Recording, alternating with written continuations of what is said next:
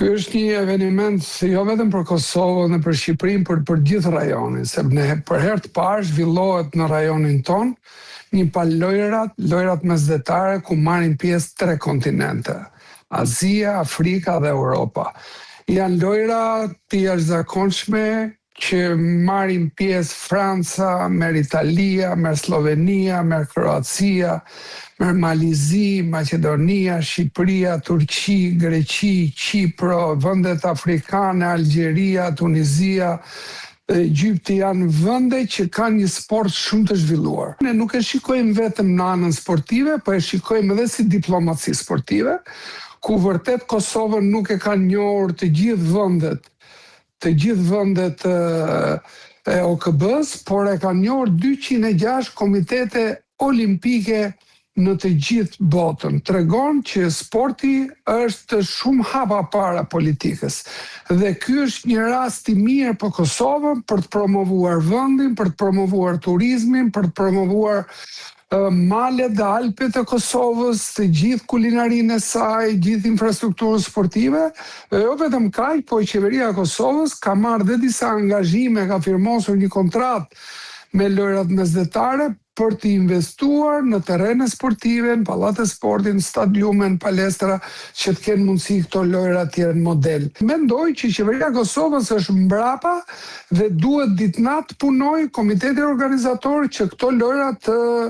realizohen më së miri. Në këto lojra merr pjesë edhe Shqipëria, ku gjithë pjesa e lojrave të ujit do të jenë në Durrës,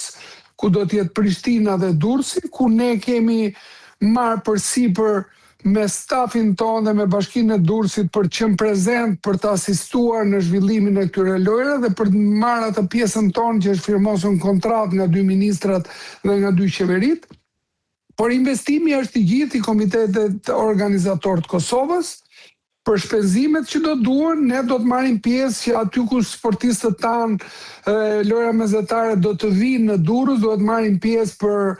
çështjen e vizave të tyre, për mbarvajtjen e mbërritjen e tyre, për policinë e shtetit, për siguritinë e aktivitetit, për hospitalitetin, për të gjithë mbarvajtjen që lojrat e ujit do të zhvillohen në Durrës. Ne kemi përcaktuar vetëm vendin në Durrës, është një shesh shumë i bukur aty ku është Volga afër portit dhe duhet vinë tani specialistët që merren me mbarvajtjen e aktivitetit për të na dhënë ato direksionet e duhura që të dimë dhe një herë me Bashkinë e Durrësit që